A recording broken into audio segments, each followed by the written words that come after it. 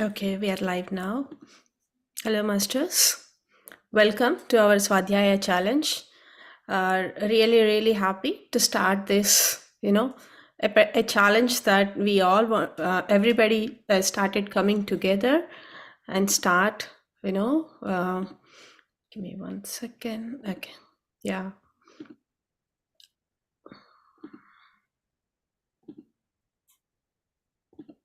Okay.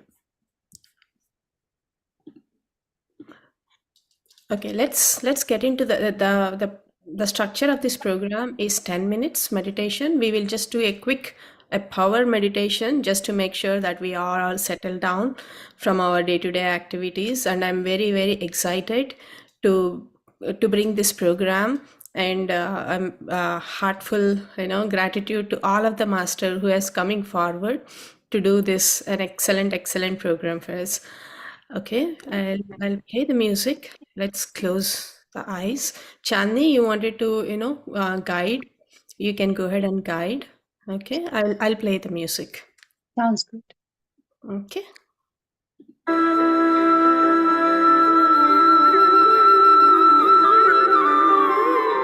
Let's cross our legs.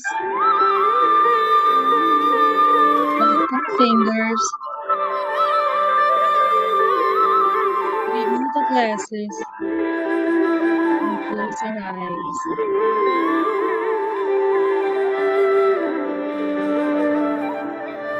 Let's take 3 deep breaths. Inhaling through the nose.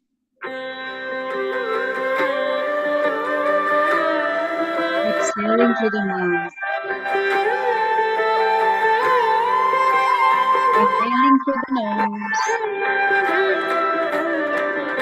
Exhaling through the mouth. One last deep breath. Inhaling through the nose. Exhaling through the mouth. Let's take our attention to our natural, normal breath.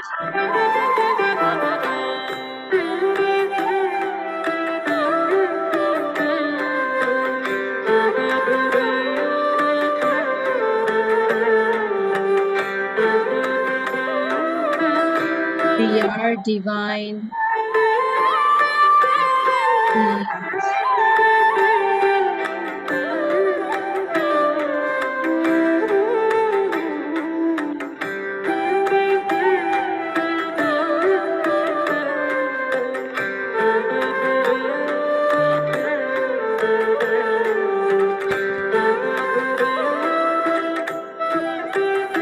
The golden rays of the power source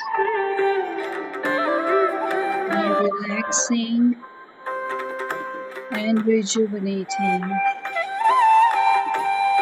each and every cell of our body.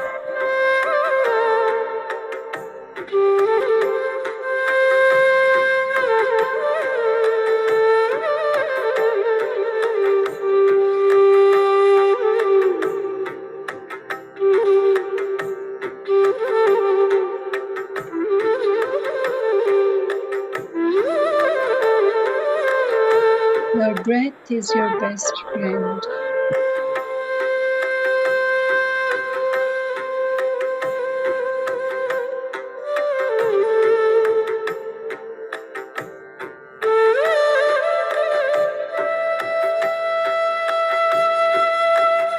Breathe with your normal, natural breath.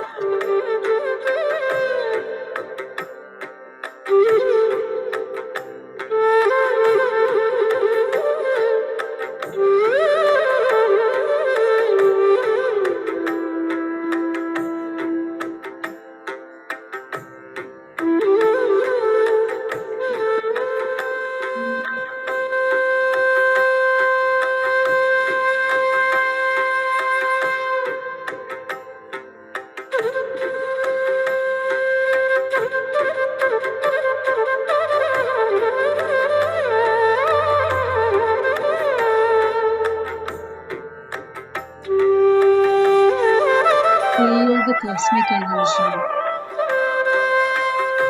entering into your cells.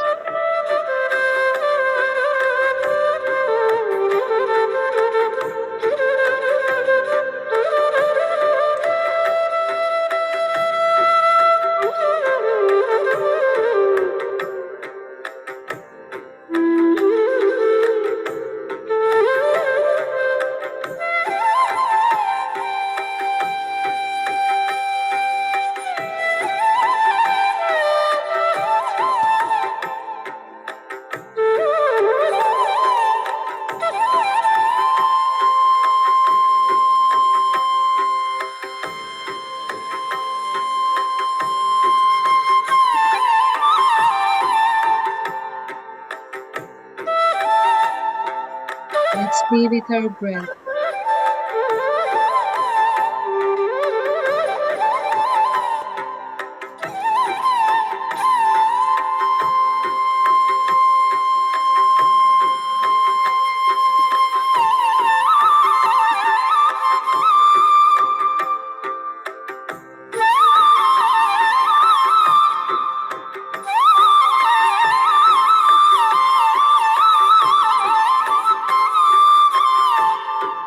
Let's remember, we are so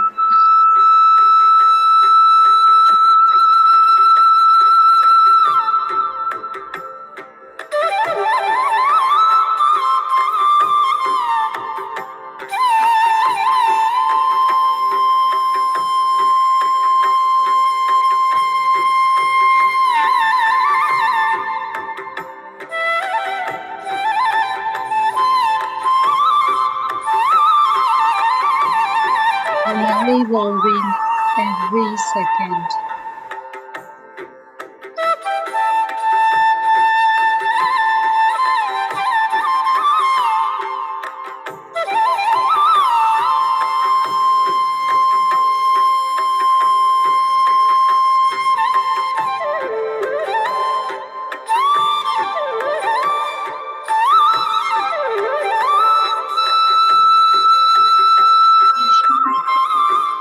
Is our personal meeting with the Creator.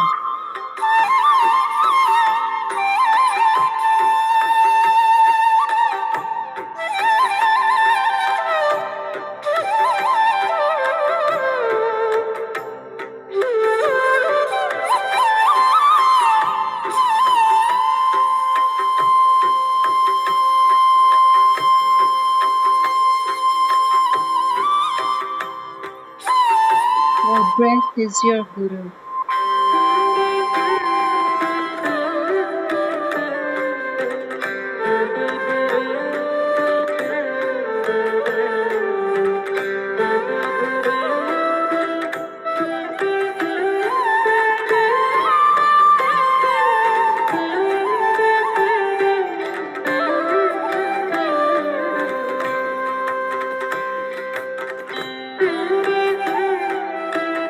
Last 30 seconds.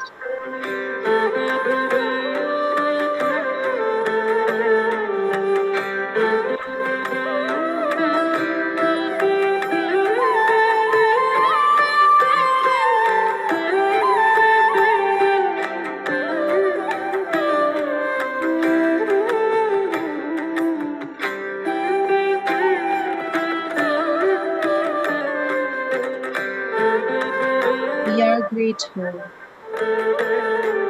for gathering today for this divine experience.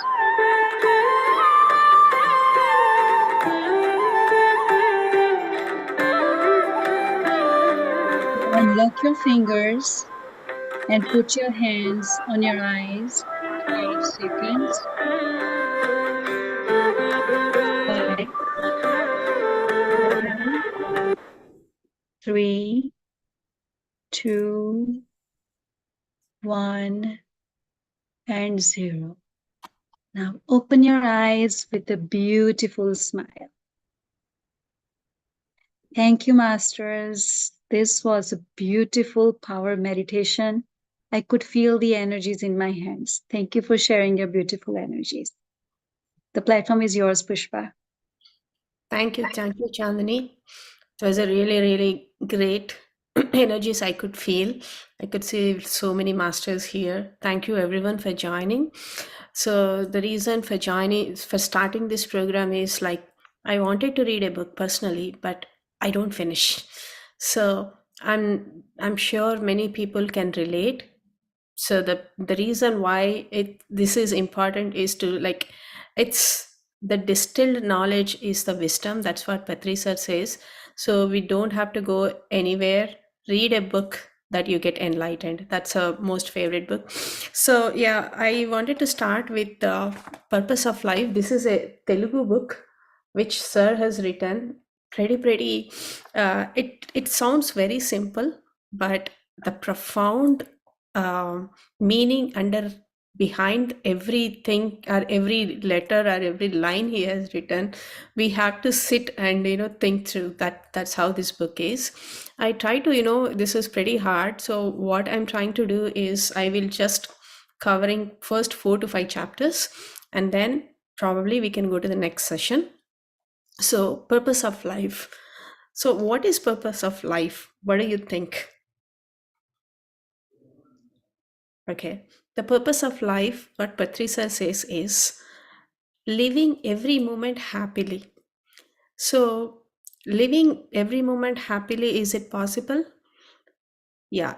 So, living happily in either, so it's happiness is a choice. So, either it's a situation is happy or a sad. Either you are a winner or a loser, or either you have a respect or disrespect, or either you are alone or you are in a group. So living happily in every situation is what a purpose of life. So how is this possible? So if I am in a sad situation, how do you expect me to happy? Yes. So that is where the spirituality comes into the picture, right? So if we are seeking happiness only in wealth, or if I'm seeking happiness only in the victory, or in a silence, like I don't want to talk to anyone, like I just want to be by myself, and that's what gives me a happiness, then you have not got your purpose of life. So treating everyone equally, that is that my happiness and the person next to me or my neighbor, their happiness is also the same thing.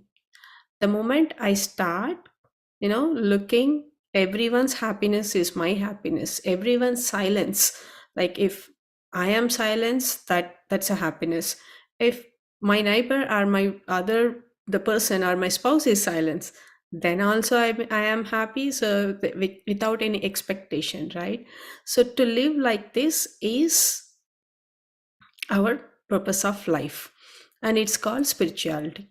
So unless we are in a spirituality, living happily every moment is not possible. So this sounds very, very simple, living mana or avamana, either you are a winner or loser, in being happy in every situation. That doesn't mean that you have to give up, but the thing is, there is something, the perspective, or we have learned something, and then that's where we can go ahead and start refining it. So and then don't expect all the time I need to be good and others should not. So it is such a low level thinking. Sir says that, hey, if you are dikacharina spirituality, so it's like if you're expecting only you are the one who needs to be happy, the person who's next to me don't have to be happy. That's not a spirituality. So living happily is the first part of life. There are two parts. The number one part is I'm living happily. That's the purpose of my life, right? Whatever I'm doing, right? If if I have a beautiful house, or if I have a beautiful family, or I learn the music, I play, I sing for myself, I'm happy. That's the first part. But the second part is life's program. Every individual design their program in a unique way. Only that unique person can perform that. A special person design their own program. Suppose I have some interest. So in perceiving that interest gives me happiness. At the same time, there is a program designed by myself in a unique way. So there are certain tasks also assigned to that person who can do, and those are dedicated before before we took the birth. That's nothing but a soul plan. So this program, there are, one is, the part one is personal thing, the part two is universal thing. So the when we align our personal happiness to the to spread or to align with the universal thing, that's where, when we combine part one and part two, that becomes the purpose of life. So just living happily, just living spiritually may become a complete life, but it will not become a fulfilled life. So in Telugu, it's a very nice word, say it becomes Purna Jivitam, but it will not become Paripurna life. Paripurna is like a wholesome. It's a fulfilled. It's complete. There is nothing is left in anything that is not there. So without any so if every human to have their own life's program and bring it to the world, right? So just like Bismillah Khan, who plays very nice Shehnai, at the same time he is enjoying his own music, and he is spreading, are giving that music, just like okay, to relate it, like how we have Lata Mangeshkar, or like Balasubramanyam. Whenever we listen to, personally, like whenever I listen, it's completely takes me to the different world. It's kind of a nectar, we are feeling and going to some other state. So it's such a happiness. So their divine program is about spreading that happiness and giving that divine thing in a unique way. That's their special program. So these are the two parts. So without spirituality, there is no life purpose. And also, people who have there are four types of people also that we will just see, right? People who don't have a goal or a life purpose at all, they are like a baby souls. That's totally okay. And there are second type of a people who have no life purpose, but they have their uniqueness, in the sense like they have their significance of the life. They are half complete, Ardha Purnalu. And there are third type who they have the life purpose, but there is no significance to the life. They are Purnalu, that means completed. They are complete people. The fourth one is about, like, I have a goal, and I have a life purpose, and at the same time I have the significance. Those are called completely fulfilled ones. So how we get the life purpose is just by spirituality. So that's the purpose of life, combination of two sets. And then the next part is, like, there are two types of humans. uh, there are two types of worlds we have. A human who is living in materialistic life, and also who has a spiritual life. So the materialistic life is comprised of 11 things: five gnanendriyas, five karmendriyas, and then the mind. So, for a happy materialistic life, right, there should be a happy spiritual life.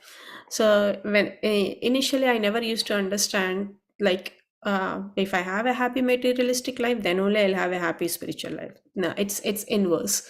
If my spiritual life is good, then my material life is happy. So, materialistic life is not good when there is no good spiritual life.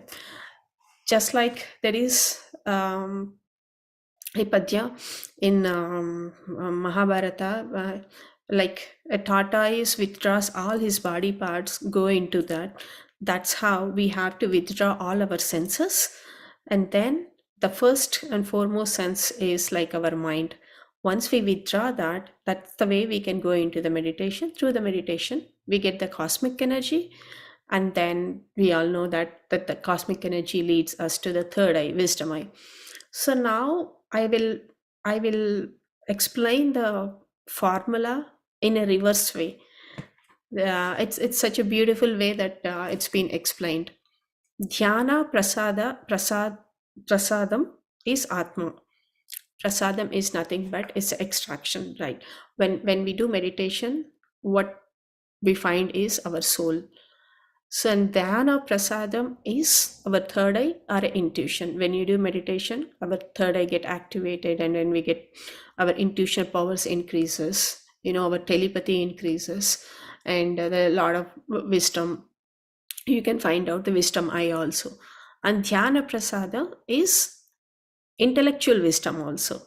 So the intellectual wisdom, when you have this intellectual wisdom, that's when it directly proportional to our happy spiritual life.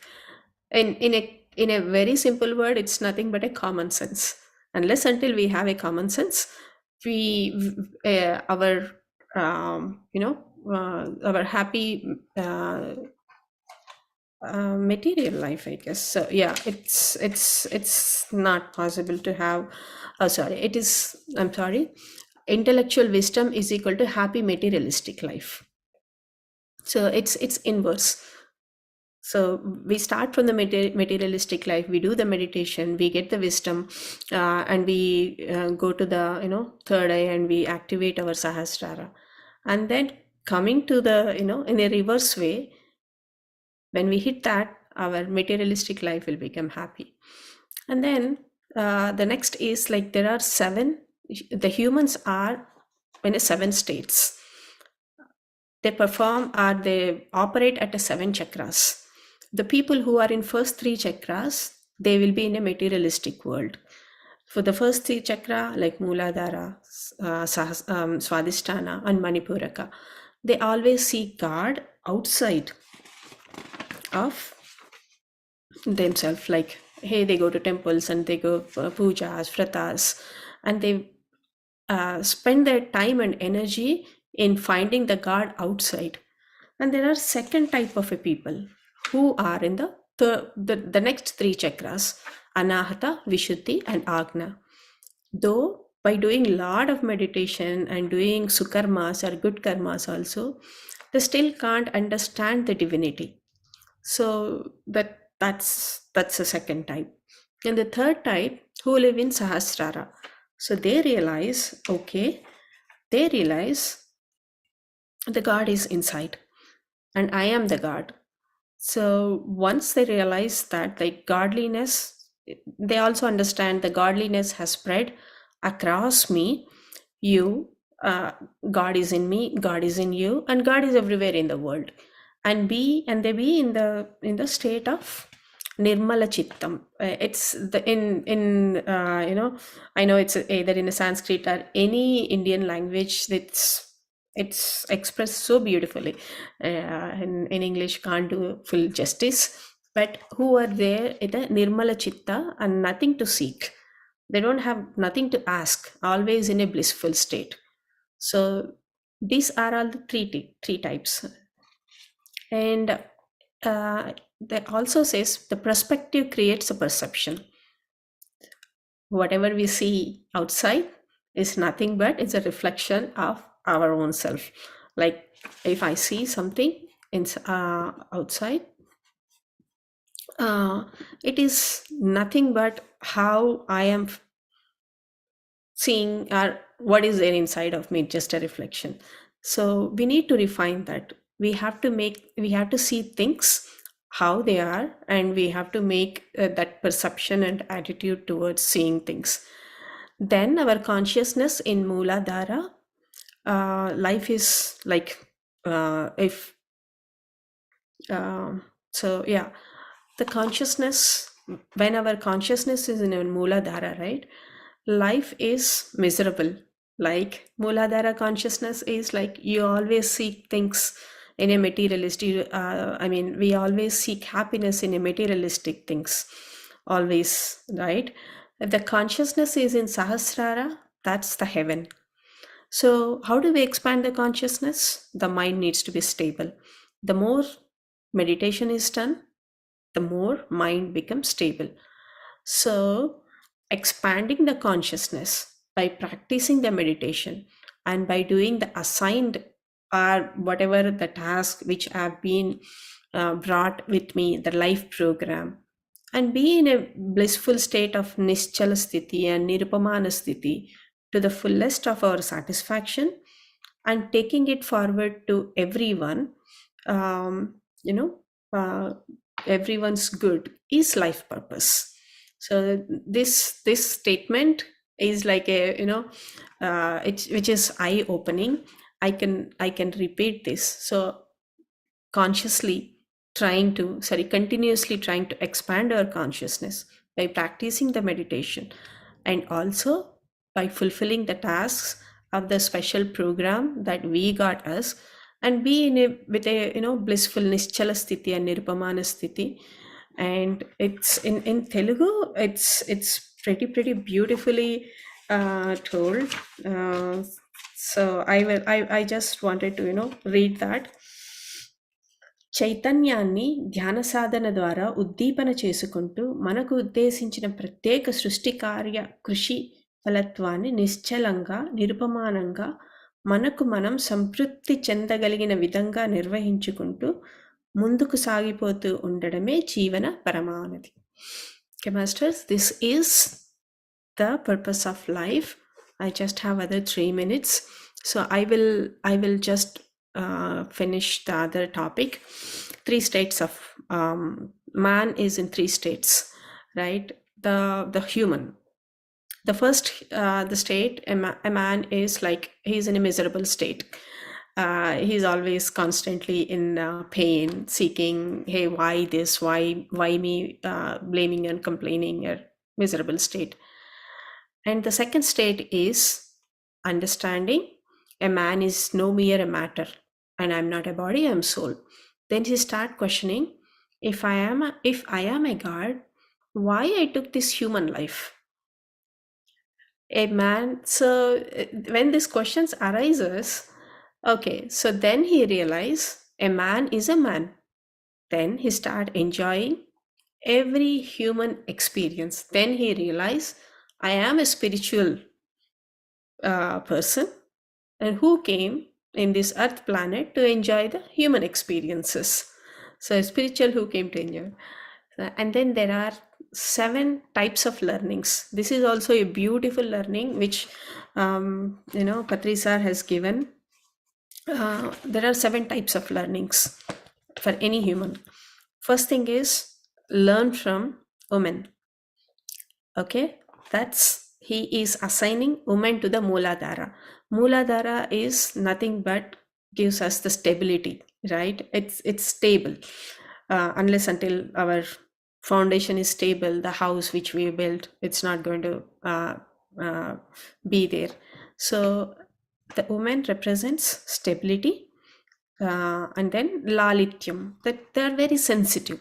Be stable, at the same time be sensitive. Such a beautiful thing. And the second one, learn from small kids. Small kids, it's associated with swadhisthana. Kids are always in a super conscious mind.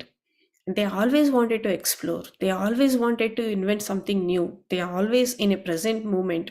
Nitya Nutanatvam, Nitya Utsaham. Always like they are very active. That's it's a Swadhisthana. The third one is learn from the village people. The village people, it's associated with the Manipuraka.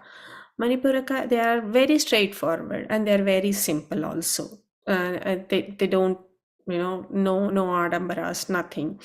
And the fourth one is learn from, this is also a beautiful, plants and animals. The plants and animals, it's associated with Anahata Chakra.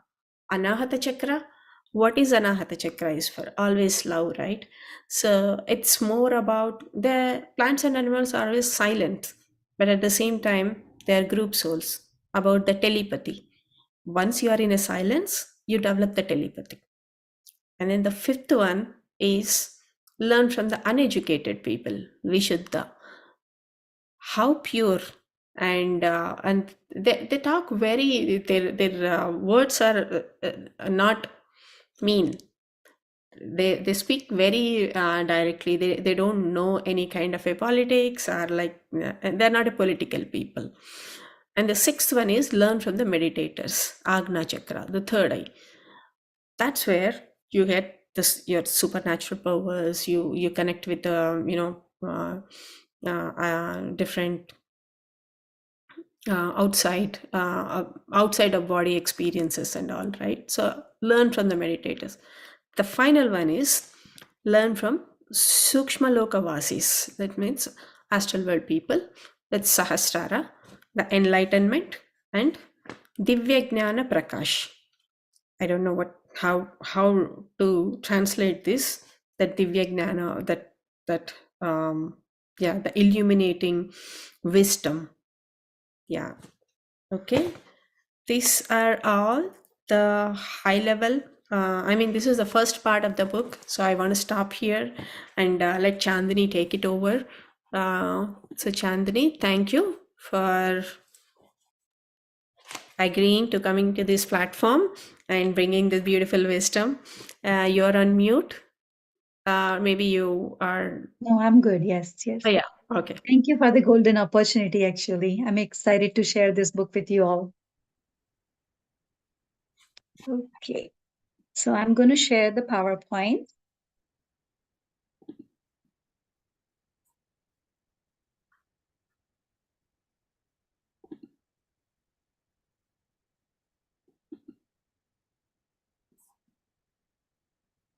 One second.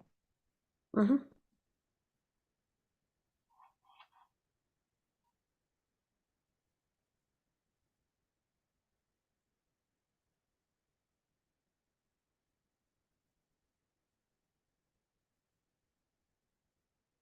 Next, I'll close it. One sec.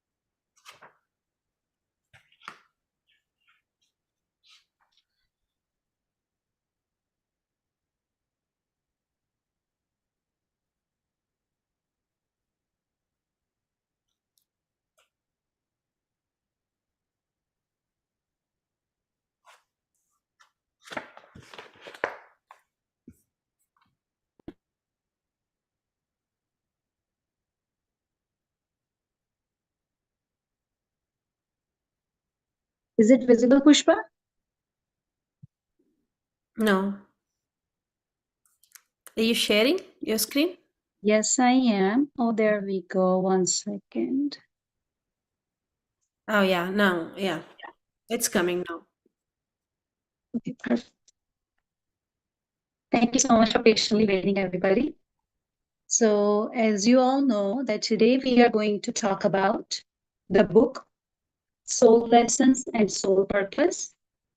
So, this book is written by author Sonia Choquette. First, we are going to understand the meaning of the title, right? It's pretty self-explanatory. That's soul lessons and soul purpose. So, as we all know, that we are all souls and we were created by Supreme Soul. So we were created from the Supreme Soul in the image of God, right? So created by God in the image of God. So we all know that in plant kingdom, mineral kingdom, animal kingdom, we are in the group consciousness. But when we come to the human beings, then we have our individual souls. And that's when we start learning our lessons. So when we come to the school called human life or human incarnation, don't we need to know our syllabus? Then why are we here for? Until I came into spiritual science 2 years ago, I didn't know. I was always wondering. I'm like, there's 8 billion population on the earth. Why is God sending all these people to do the same thing? To take birth, then get married, get schooling, have their own kids, raise the kids, and then go back to heaven. Like, what's the point of human life? I was always wondering. And then when I came into spiritual science 2 years ago, that's when I learned that we keep incarnating again and again until we learn our lessons. So when I learned that we need to learn our lessons, I'm like, what are the lessons? If I want to pass the test of the school, I need to know the syllabus. So if I'm here as a human being, if I know what are the lessons, then I can focus on them while living my human life, right? So that is what this book is about. This book has listed 22 soul lessons that we all human beings have to master. Now we are going to learn about the author. Anytime we start reading a book, we want to know about the author because that's what is going to make us trust the content of the book. Like, how do I know that I can rely on this material? How do I know that it's authentic, right? So our author, Sonia Choquette, she was already a spiritual science teacher and in communication with her own spirit guides for last 22 years when she was directed to write this book. She was actually invited to a cruise ship to speak about spiritual science. After finishing her talk and after finishing dinner, she decided that she'll go on the deck of the ship and meditate under the open sky, underneath the stars. So she was meditating under the sky on the deck of the ship. And while she was meditating, she questioned the universe. She's like, please guide me towards my life purpose. And as I said, she was already in touch with her spirit guides. So in that meditation, her spirit guides told her, we want to channel a book through you. And the title of the book is going to be Soul Lessons and Soul Purpose. And that's how the author channeled this book through her own spirit guides. So we know the information in this book is coming from the spirit world straight to us. The reason spirit guides told Sonia to write this book, they explained that humanity right now, when Mother Earth is going through ascension process, is in much need of these material. If we know the syllabus, then we are going to work hard to succeed in the syllabus. So that, as I said, in this book, there are 22 lessons listed that each and every soul has to master. Why 22 lessons is also explained by Sonia in this book. There is an importance of number 22. So in numerology, 22 is a sacred number that reflects how his physical reality manifests. So that is one reason.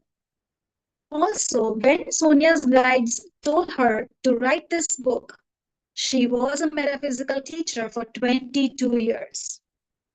That's a synchronicity, right? The third reason why 22 lessons. In the Hebrew alphabet, there are 22 letters. As most of you know, the Hebrew alphabet is what Bible was written using Hebrew alphabet, right? So it is the spiritual religious alphabets, and that has 22 letters. The other reason is Sonia was trained in tarot cards, and major arcana contains 22 cards. So many synchronicities leading to the number 22, right?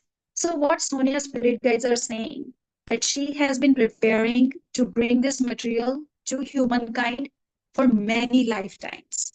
And now is the time for her to fulfill this purpose in this lifetime. That's why she is writing this book through her spirit guides. And I explained this already, that this is the right time for the human beings on the earth to know this material, to start implementing it in their own lives. So there's 22 lessons. These lessons are divided into two sections, 11 lessons plus 11 lessons.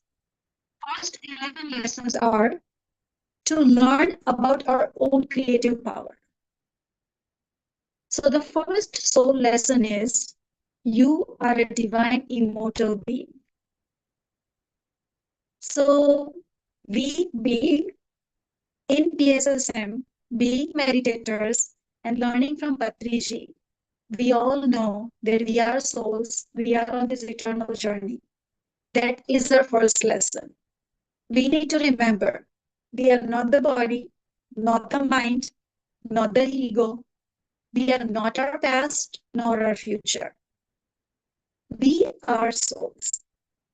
We are heavenly intelligence created by God.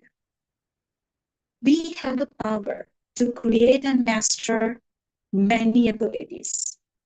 And that's the power will give us joyful, calming, caring, and peaceful human experience. So in short, all we need to remember is we are eternal, immortal beings, which means we are souls. And soul lesson number 2 is, you are a co-creator with the divine, right? So until now, until we come into spiritual science, we always think that, oh, you know what, human life is created by God. God is whichever parents God gave us, we have to accept that. God gave us whatever country, we need to accept that. But now we know, after coming to spiritual science, that our soul has designed our own life. Nobody else externally has designed it. So that's what this soul lesson is telling us. The second soul lesson is telling us that you are a co-creator with the divine. So we are creating our own life with the divine. So our current life is the direct reflection of how we are using our generative power. So I'm sure many of you will question, if I'm creating my own life, why would I create certain challenges? Why would somebody create like a layoff in work? Why would somebody create a disabled child? Why would somebody create divorce? Nobody would create such challenges for their own selves, right? But the thing is, if there is something in the current life that you don't like, that means you have been unconsciously creating your life. But now that we know that we are a co-creator with the divine, we can consciously manifest and design our own life the way we like it, right? So once we will create consciously, that will give us a joyful life experience. The third soul lesson is, creation begins with thought.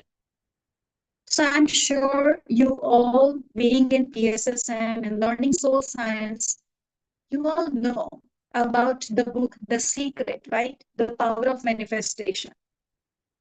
So this is what this lesson is about. It's telling us that creation begins with thought. So if I want to buy $1 million house, first it has to be a thought in my mind that I want to buy a big house. So that's what the divine is guiding us, choosing our thoughts wisely.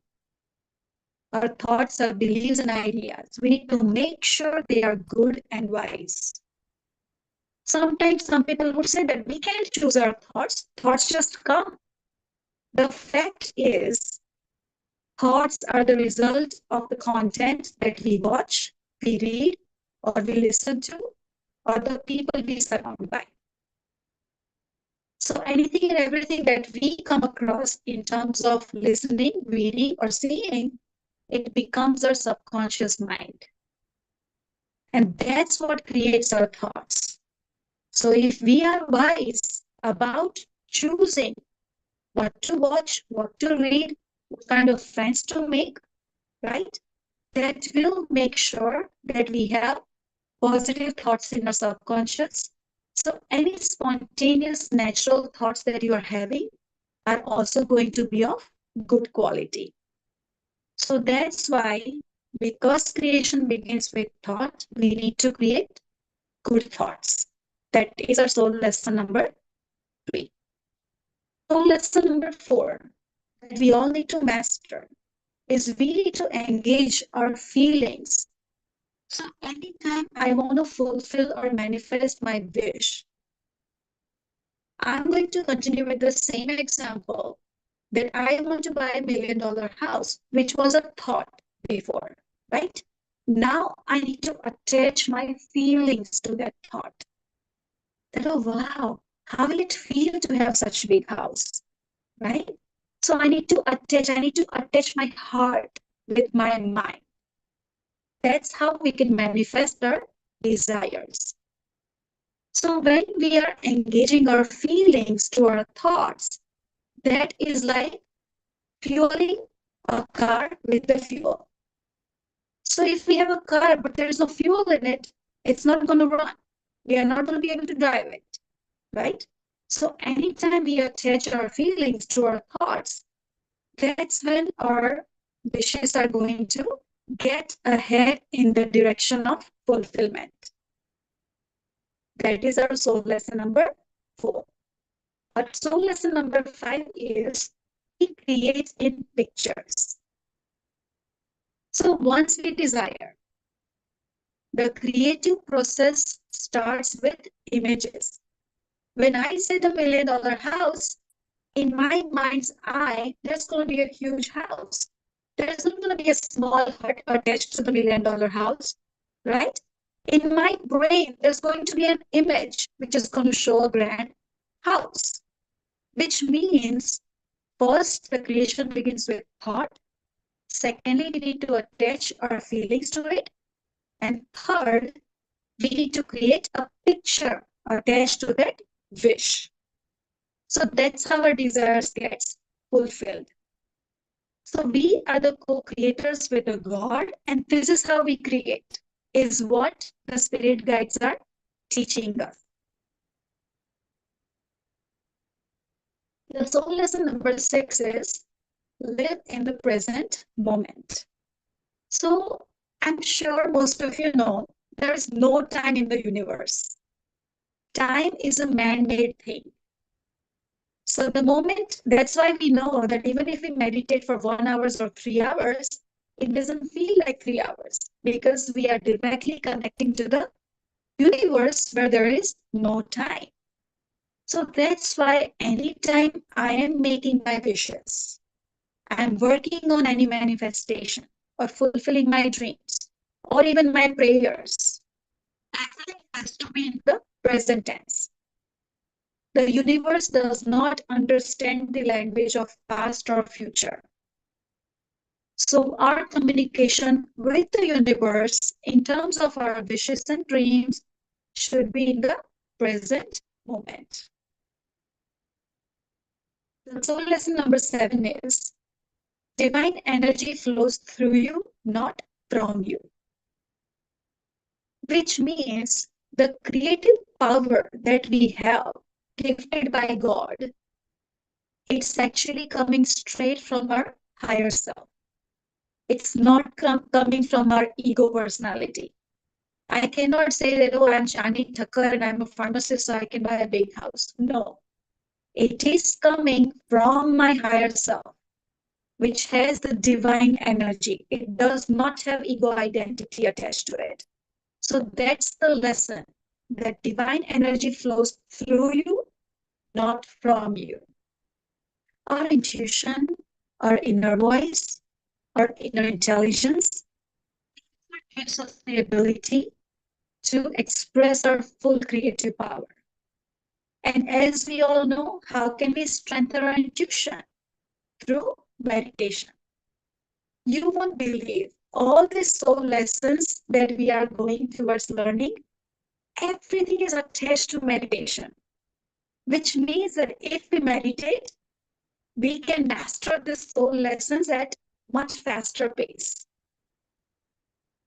And so lesson number 8 is define your reason, which means that we need to have open mind and broader perspective. We cannot take the decisions in life by ego or emotions. We need to think about any challenge, any life situation from a soul perspective. What is the lesson for me? What is the other soul teaching me in this situation?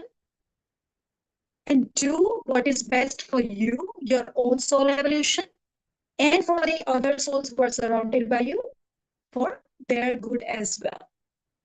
So this lesson is teaching us to be open-minded, and we need to listen and learn all the perspective before coming to conclusion. So it's trying to tell us that we need to be open-minded and we need to be soul conscious while making our decisions.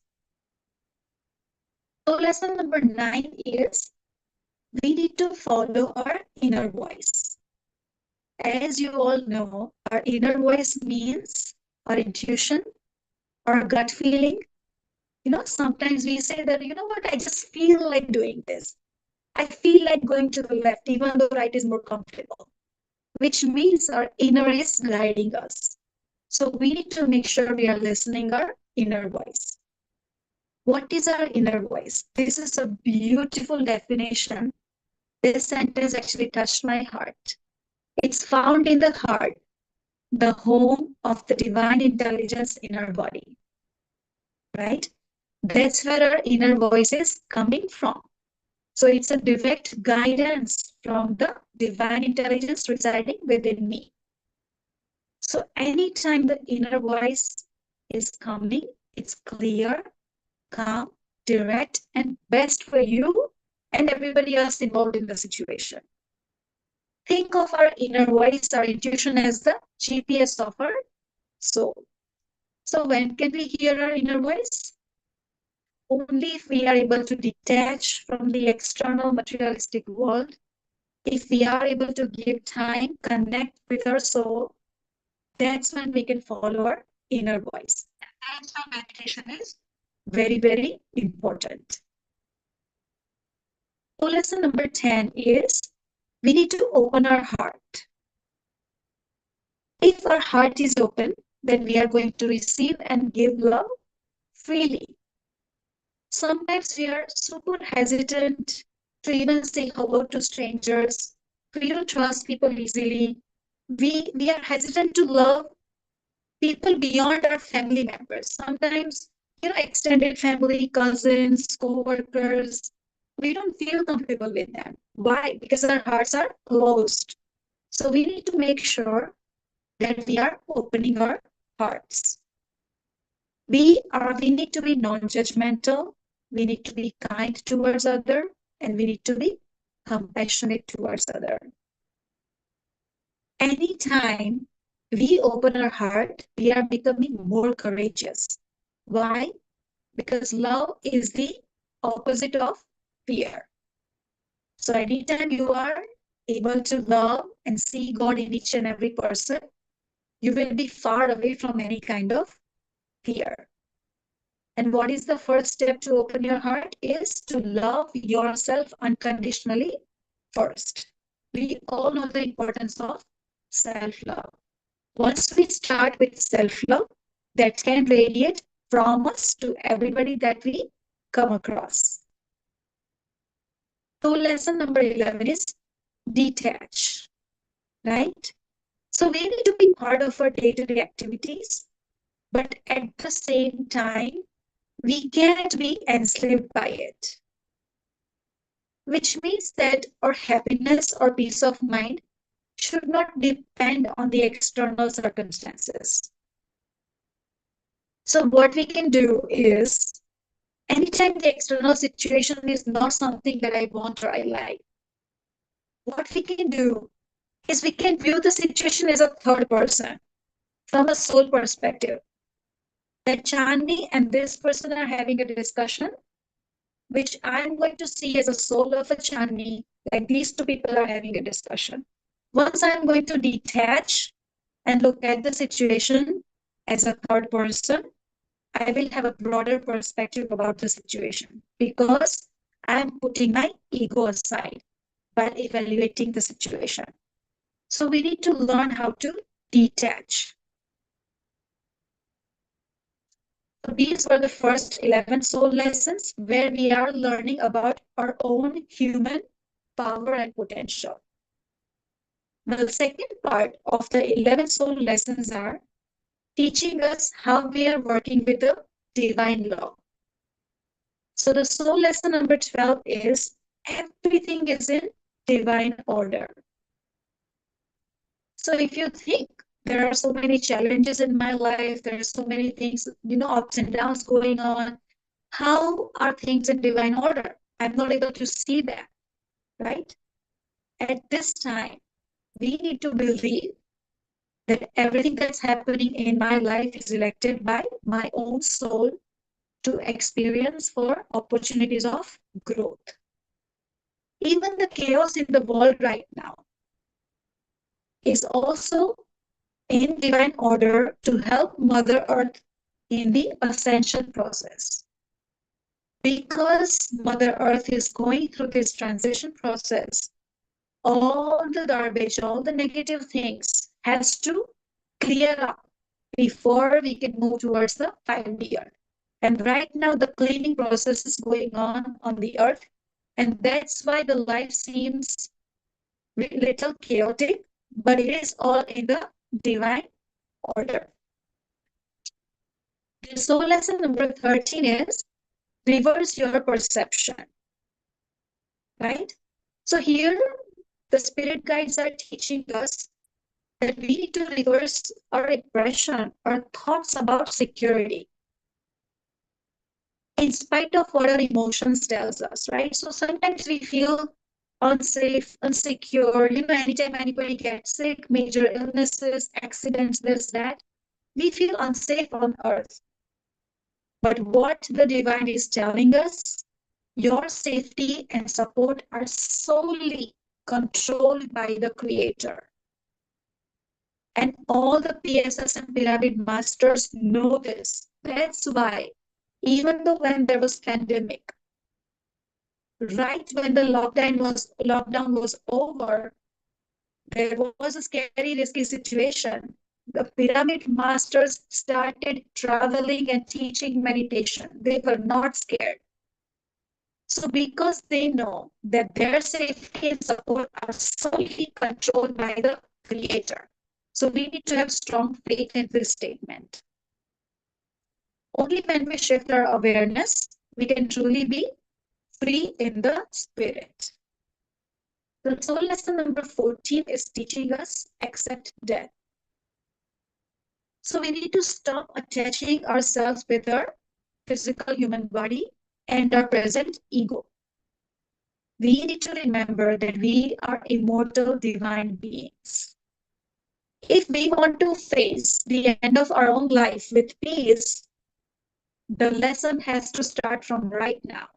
Now is the time to learn that I'm immortal. So whenever that time comes, we are not going to be anxious, agitated, or scared.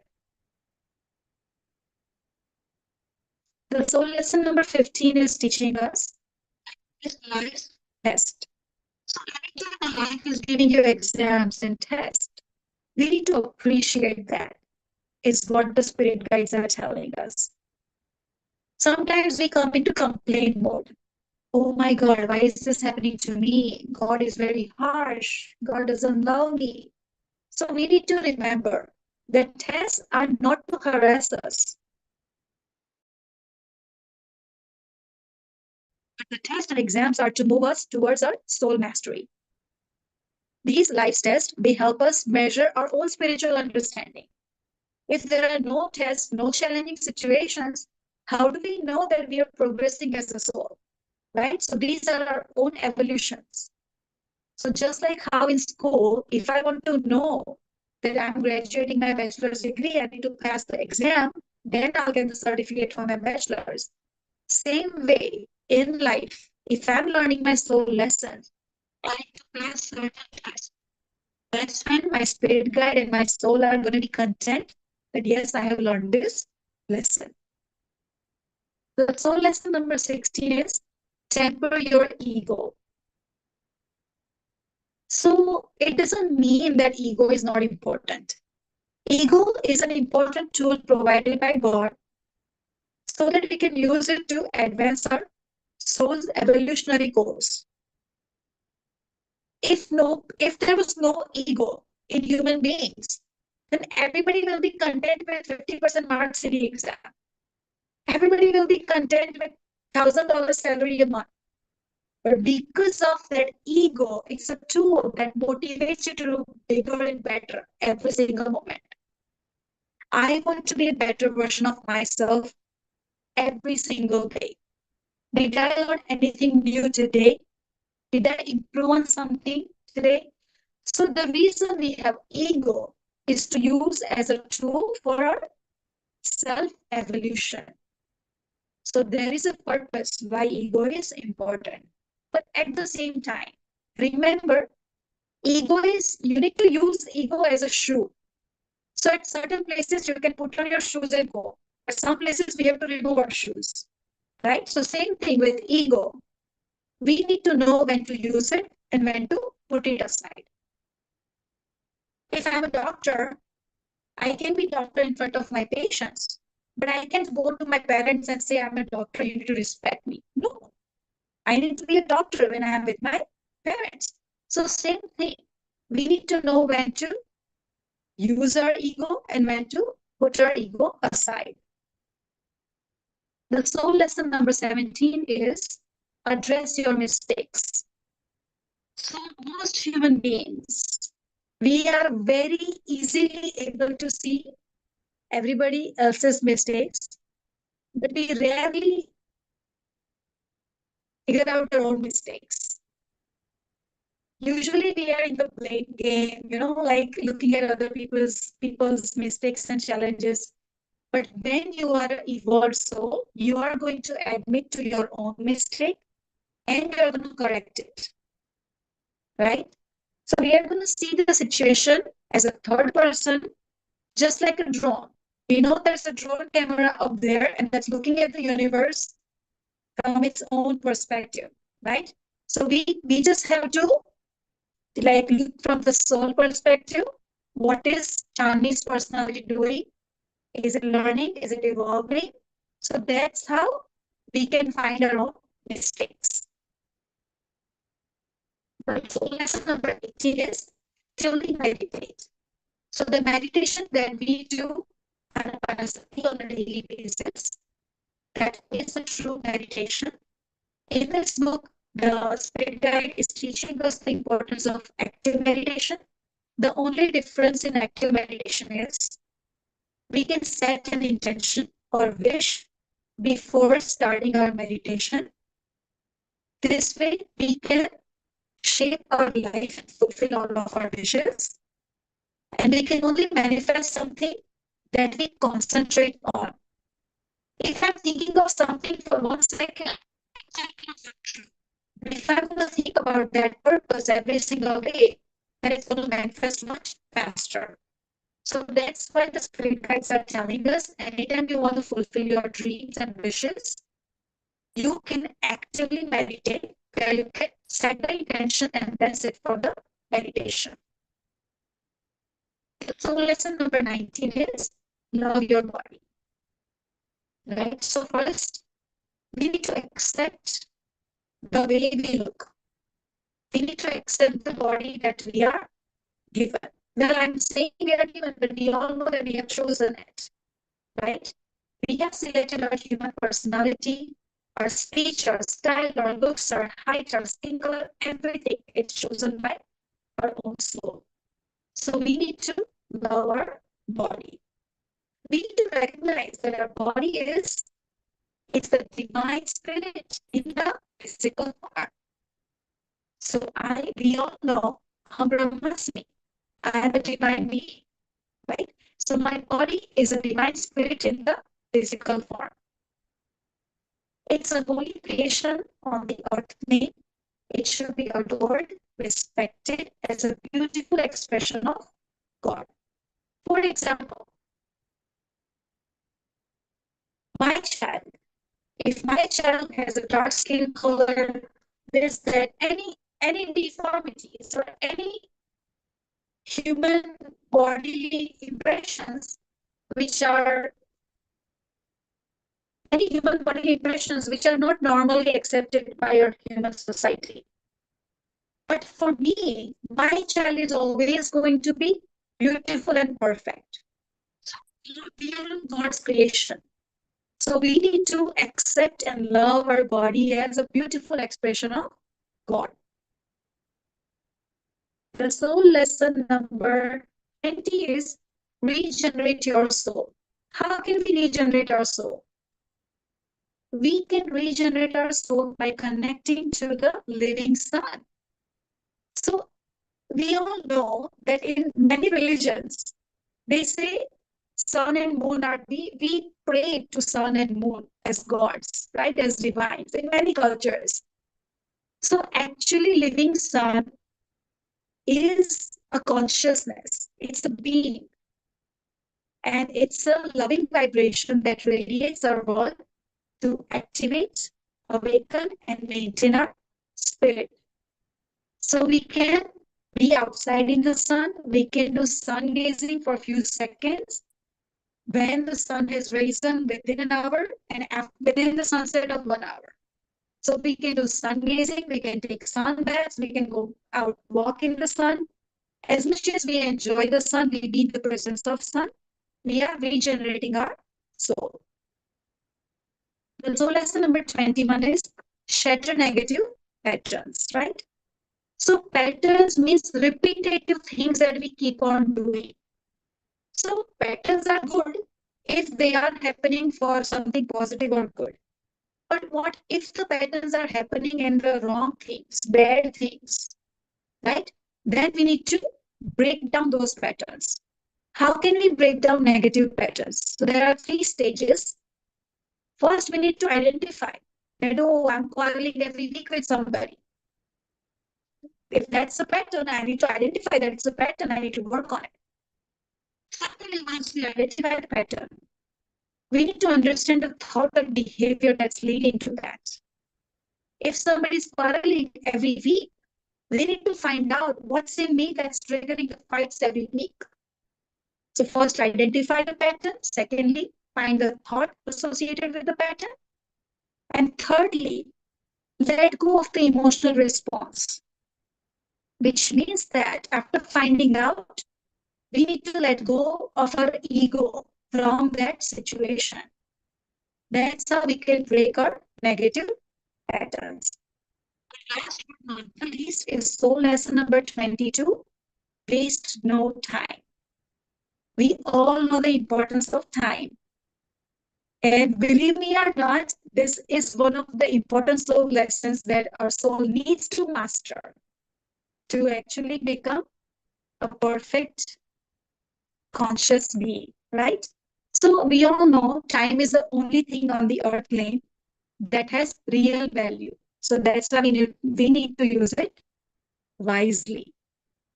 Thank you all so very much. I'm eternally grateful to Pushpa for this opportunity. I thoroughly enjoyed sharing this knowledge with you all, and I look forward to connecting with you all again. Thank you. Thank you, Chandni. It's such a wonderful task. You showed a big book, and then you just summarized in a very very beautiful way. It's really really nice to know. And I have one question. Do you have an Yes, go example? ahead.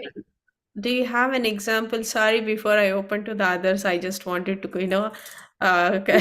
clarify my own question.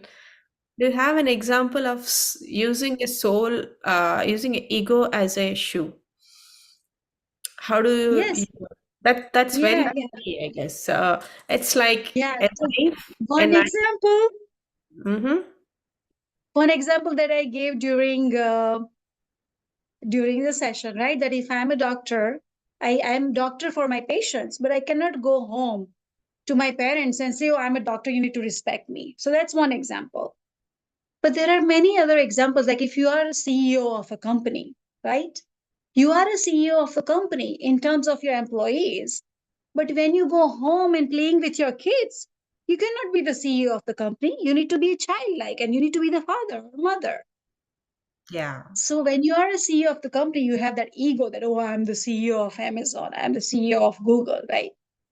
But that ego needs to come down or put it aside when I'm playing with my child.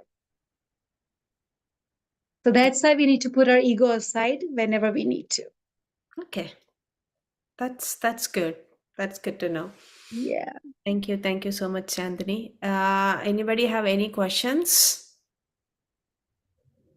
Thank you, Balagaru. Thank you.